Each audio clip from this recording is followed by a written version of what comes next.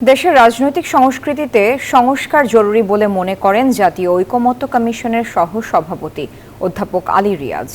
তবে এমন মতামত খারিজ করে দিয়ে রাজনৈতিক দলের নেতারা বলছেন, সরকার ক্ষমতাকে উপভোগ করছে, কিন্তু জনগণের দায়িত্ব নিচ্ছে না।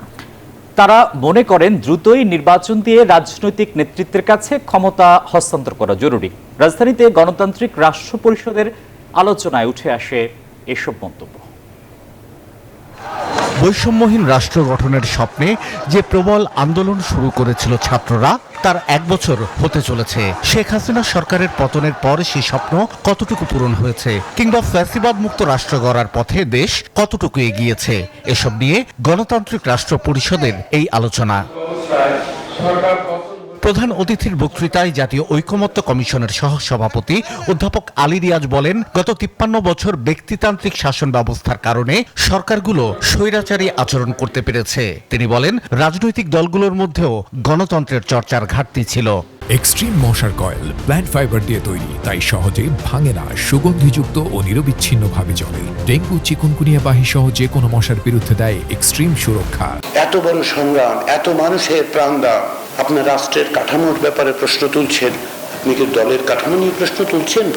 অব্যাহত থাকবে একই কাঠামো, জবাবদিহিতার ব্যবস্থা আপনার রাষ্ট্রের কাছে আমি চাইবো, কিন্তু আমার দলের কাছে আমি চাইবো না।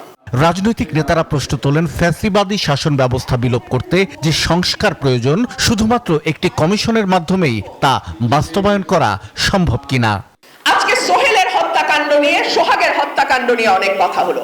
আমি যদি প্রশ্ন করি, 100 মিটারের মধ্যে আনসার ক্যাম্প, আনসার কি করলো, পুলিশ কি করলো, ভিডিও না আসা পর্যন্ত সরকার কি করলো? চেয়ারে বসে থাকতে ভালো লাগে, এটা আমরাও বুঝি, কিন্তু চেয়ারের মজা যদি নিতে হয়, চেয়ারের দায়িত্ব নিতে হবে। তাহলে আমরা একে অপরের দিকে আঙ্গুল তুলছি, এটা ভুল আঙ্গুল। কারণ কোন সংস্কার এই চাঁদাবাজি আর এই হত্যাযজ্ঞ বন্ধ করতে পারবে না। যে বিপুল জনসমর্থন নিয়ে সরকার ক্ষমতায় এসেছিল, তা কাজে লাগাতে তারা ব্যর্থ হয়েছে, এমন মন্তব্য উঠে আসে আলোচনায়। ফ্যাসিস্টকে আমরা বারবার তাড়িয়েছি, কিন্তু ফ্যাসিজমকে তাড়াতে পারিনি। অনেকবার নানা রূপে ফ্যাসিস্ট এসেছে, কিন্তু ফ্যাসিস্ট প্রক্রিয়াটা অব্যাহত আছে। নির্বাচন যত বিলম্বিত হবে, অনিশ্চিত হবে, এই নৈরাজ্য, অচলাবস্থা, এই ক্রমান্বয়ে এটাকে একটা চূড়ান্ত একটা বিশৃঙ্খলার দিকে যাওয়ার ঝুঁকিটা বাড়বে।